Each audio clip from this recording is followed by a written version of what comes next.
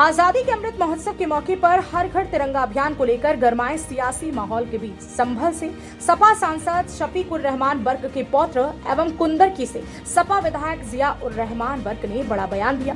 सपा विधायक ने बीजेपी और आरएसएस की तुलना आजादी के पहले देश पर राज करने अंग्रेजों से की और कहा कि केवल तिरंगा लगाने से देश प्रेम नहीं और देश की वफादारी के लिए मुसलमानों को किसी सर्टिफिकेट की जरूरत नहीं है। ये लोग मुद्दे से भटकाना चाहते हैं, इसलिए मैं इसकी मुखालफत करता हूँ। आज़ादी का अमृत महोत्सव है। 75वां साल देश की आज़ादी का मनाया जा रहा है। हमें खुशी है कि आज हमारे देश को आज़ाद हुए 75 साल हो गए, लेकिन अगर सच कहने में कोई बुराई नहीं है और सच कड़वा ज़रूर होता है। हमारा देश आज़ाद ज़रूर हुआ है, लेकिन उस पहले देश के ऊपर हुक्मरानी अंग्रेज़ कर रहे थे, आज देश के ऊपर वो लोग हुक्मरानी कर रहे हैं जिनका कि इस देश की आज़ादी के अंदर किसी तरीके का कोई रोल नहीं रहा है। इतिहास गवाह है।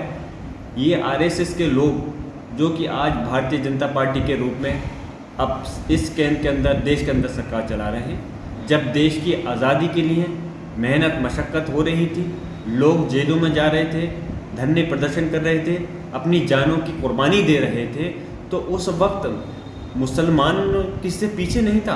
मुसलमानों ने अपने घर को छोड़ करके अपनी कुर्बानी दी है, फांसी के फंदे पर झूले हैं, हज़ारों उल्मा हमारे शहीद हुए हैं। और उसमें मुसलमानों के साथ साथ जहाँ हिंदू समाज के लोग भी थे, लेकिन आरएसएस का कोई आदमी उस देश की आज़ादी में नहीं था। लेकिन आज ये लोग सिर्फ ये दिखा करके कि झंडा लगाओ और देश का तिरंगा लगाओ और अपनी उस चीज़ में सिर्फ उस महोत्सव को मनाने जा रहे हैं। तो मैं यही कहूँगा कि हकीकत के अंदर सिर्फ तिरंगा लगाने से देश के आप ये अपने देश के प्रति प्रेम नहीं दिखा सकते। देश के प्रति प्रेम हमारे दिलों के अंदर है।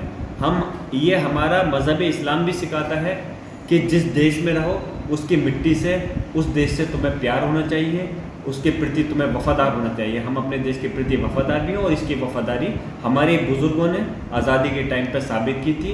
सिर्फ झंडा लगाने से कोई वफादारी साबित नहीं हो जाती।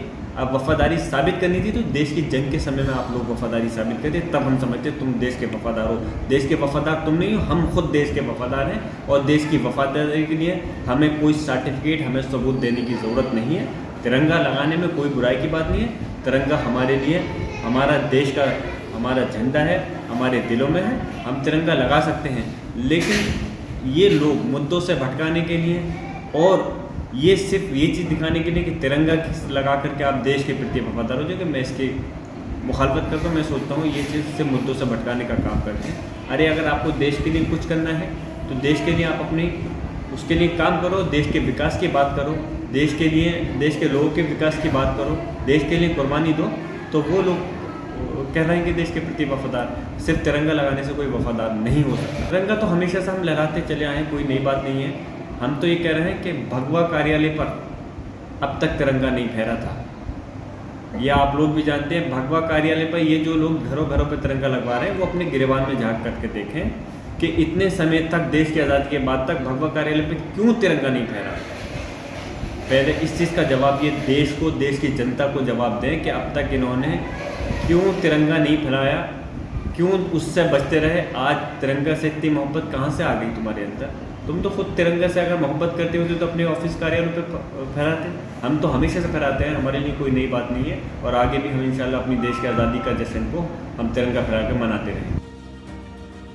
संभल से फजल अहमद के साथ सतीश सिंह की रिपोर्ट, एक्सप्रेस न्यूज़।